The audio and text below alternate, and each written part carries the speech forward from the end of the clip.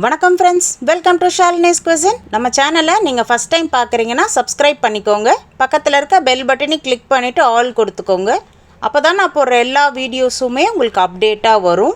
இன்றைக்கி நம்ம பார்க்க போகிற ரெசிபி ரொம்பவே டேஸ்டியான கணவாய் மீன் வறுவல். இந்த ஸ்குவிட் ஃப்ரை பருப்பு ரசம் அதே மாதிரி மிளகா கிள்ளி போட்ட சாம்பாருக்கெல்லாம் சூப்பர் சைட் டிஷ்ஷாக இருக்கும். டேஸ்ட் ரொம்பவே பிரமாதமாக இருக்கும். கண்டிப்பாக ட்ரை பண்ணி பாருங்கள். இது மாதிரியான இன்ட்ரெஸ்டிங்கான ரெசிபிஸ் பிடிச்சிருந்தா மறக்காமல் உங்கள் ஃபீட்பேக்கை கமெண்ட் செக்ஷனில் சொல்லுங்கள். இதோட இன்க்ரீடியன்ட்ஸ்லாம் நான் டிஸ்கிரிப்ஷனில் கொடுத்துருக்கேன், செக் பண்ணி பார்த்துக்கோங்க. வாங்க இது எப்படி செய்யலான்னு பார்க்கலாம். இது செய்யறதுக்கு நான் 1 கிலோ கனவா மீனை சுத்தம் பண்ணி வச்சுருக்கேன். மேலே இருக்க தோலெல்லாம் எடுத்துட்டு உள்ளேயும் இந்த மாதிரி நல்லா க்ளீன் பண்ணி வச்சுக்கோங்க. மீனோட தலையுமே நல்லா க்ளீன் பண்ணி வச்சுருக்கேன். இப்போ சிசரில் இந்த மாதிரி சைஸில் கட் பண்ணி எடுத்துக்கலாம். இந்த மாதிரி சைஸ்லேயே கட் பண்ணிக்கோங்க. அப்போ வேகிறதுக்கு ரொம்ப சீக்கிரமாகவே வெந்துடும். உங்களுக்கு அந்த மீனோட தலை பிடிக்கும்னா நீங்கள் சேர்த்துக்கலாம், இல்லைனா நீங்கள் இதில் மட்டுமே ஃப்ரை பண்ணி எடுத்துக்கலாம். இந்த மாதிரி நல்லா ரிங் மாதிரி கட் பண்ணி எடுத்துக்கணும்.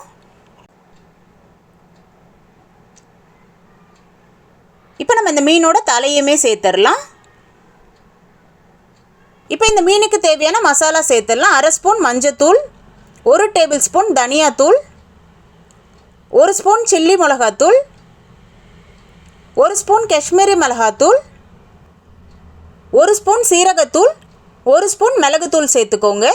இப்போ இதில் நம்ம தண்ணி எதுவுமே சேர்க்க வேணாம், ஏன்னா கனவா மீன்லேயே கொஞ்சம் நல்லா தண்ணி விட ஆரம்பிச்சிரும். அதனால் நம்ம இதையே நல்லா கொஞ்சம் அழுத்தமாக பிசைஞ்சு எடுத்துக்கலாம். இந்த மாதிரி நல்லா பெரட்டி வச்சுருங்க. மசாலா எல்லா இடத்துலையும் படுற மாதிரி நல்லா இந்த மாதிரி பெரட்டி வச்சிடலாம். இதை ஊற வைக்கணும்னு அவசியம் இல்லை, நம்ம தாளிக்கிற நேரம் வரைக்கும் இதை நம்ம பெரட்டி வச்சாலே போதும். தாளிப்புக்கு 2 டேபிள் ஸ்பூன் தேங்காய் எண்ணெய் சேர்த்துக்கோங்க.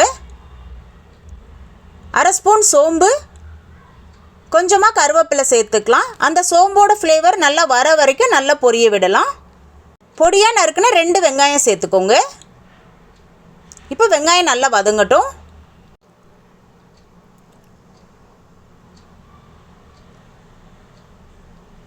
1 டேபிள் ஸ்பூன் இஞ்சி பூண்டு விழுது சேர்த்துக்கலாம். இஞ்சி பூண்டு விழுது நல்லா பச்சை வாசனை போகிற வரைக்கும் நல்லா வதக்கி விடுங்க.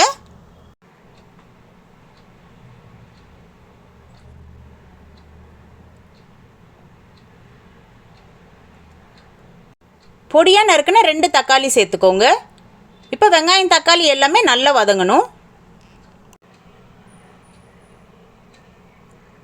பொடியாக நறுக்குன்னா 2 பச்சை மிளகா சேர்த்துக்கோங்க.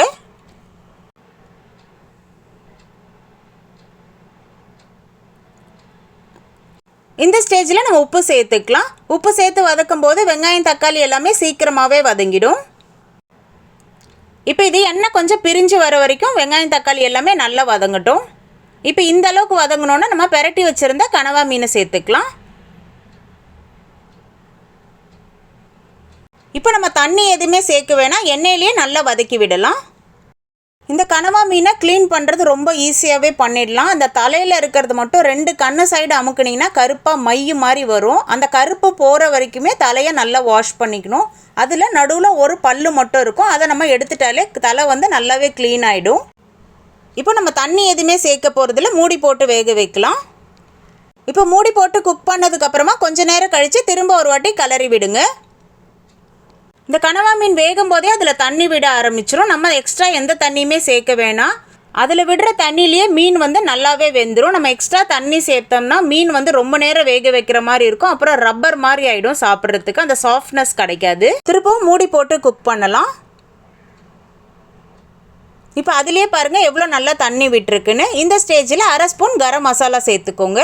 கரம் மசாலா சேர்த்துட்டு நல்லா ஒரு மிக்ஸ் கொடுத்துக்கலாம். இப்போ நம்ம மூடி போட வேணாம், இந்த மசாலா நல்லா ட்ரை ஆகிற வரைக்கும் நல்லா பெரட்டி விடலாம்.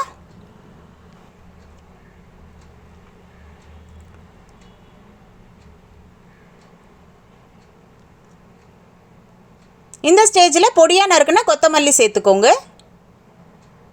கொஞ்சமாக பச்சை கருவேப்பிலை சேர்த்துக்கலாம். இந்த மாதிரி சேர்க்குறனால இந்த ஸ்குவிட் ஃப்ரை நல்ல ஒரு ஃப்ளேவர் கொடுக்கும்.